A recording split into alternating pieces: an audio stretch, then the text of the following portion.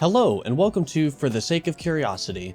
My name is Tommy, and in this video, we're going to be discussing the drug development process. Drug development is the process of bringing a new pharmaceutical drug to the market once a lead compound has been identified through the process of drug discovery. It includes preclinical research on microorganisms and animals, filing for regulatory status, and may include the step of attaining regulatory approval with a new drug application to the market. The entire process from concept to approved vaccine or drug typically takes more than a decade. Broadly, the process of drug development can be divided into preclinical and clinical work. New chemical entities, also known as new molecular entities or NMEs, are compounds that emerge from the process of drug discovery. These have promising activity against a particular biological target that is important in disease. However, little is known about the safety, toxicity, pharmacokinetics, and metabolism of this NCE in humans. It is the function of drug development to assess all of these parameters prior to human clinical trials. A further major objective of a drug development is to recommend the dose and schedule for the first use in a human clinical trial. In addition, drug development must establish the physiochemical properties of the NCE, its chemical makeup, stability, and solubility. Manufacturers must optimize the process they use to make the chemical so they can scale up from a medicinal chemist producing milligrams to manufacturing on the kilogram and ton scale. They further examine the product for suitability to package as capsules, tablets, aerosol, intramuscular injectable, subcutaneous injectable, or intravenous formulations. Together, these processes are known in preclinical and clinical development as chemistry, manufacturing, and control, or CMC for short.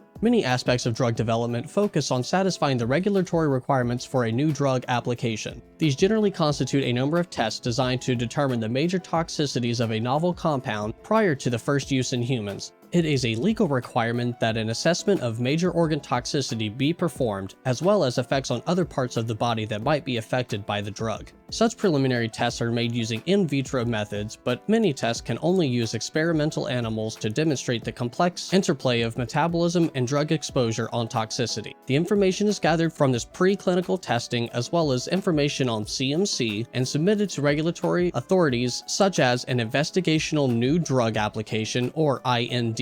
If the IND is approved, development moves to the clinical phase. Clinical trials involve 3 or 4 steps. Phase 1 trials, usually in healthy volunteers, determine safety and dosing. Phase 2 trials are used to get an initial reading of efficacy and further explore safety in small numbers of patients having the disease targeted by the NCE. Phase 3 trials are large, pivotal trials to determine safety and efficacy in sufficiently large numbers of patients with the targeted disease. If safety and efficacy are adequately proved, clinical testing may stop at this step and the NCE advances to the new drug application, or NDA stage. Phase 4 trials are post-approval trials that are sometimes a condition attached by the FDA, also called post-market surveillance studies. The process of defining characteristics of the drug does not stop once an NCE is advanced into human clinical trials. In addition to the tests required to move a novel vaccine or antiviral drug into the clinic for the first time, manufacturers must ensure that any long-term or chronic toxicities are well defined, including effects on systems not previously monitored. If the vaccine candidate or antiviral compound emerges from these tests with an acceptable toxicity and safety profile, manufacturer can further show it has the desired effect in clinical trials. Then the NCE portfolio of evidence can be submitted for marketing approval in the various countries where the manufacturer plans to sell it. Most novel drug candidates fail during drug development either because they have unacceptable toxicity or they simply do not prove efficacy on the targeted disease as shown in Phase 2 and Phase 3 clinical trials. Critical reviews of drug development programs indicate that Phase 2 and 3 clinical trials failed due mainly to unknown toxic side effects and because of inadequate financing, trial design weaknesses, or poor trial execution.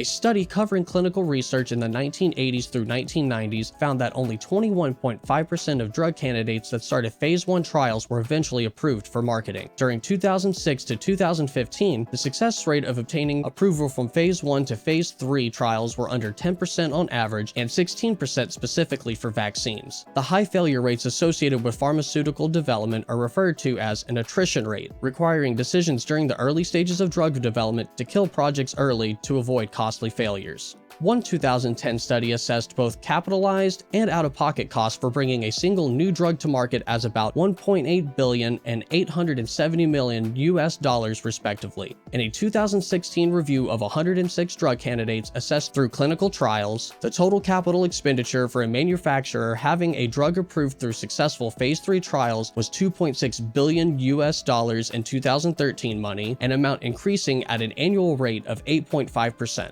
Between 2003 and 2013, for companies that approved 8 to 13 drugs, the cost per drug could rise to as high as $5.5 billion US, due mainly to international geographic expansion for marketing and ongoing costs for phase 4 trials for continuous safety surveillance. And now, you know a little bit more about the drug development process.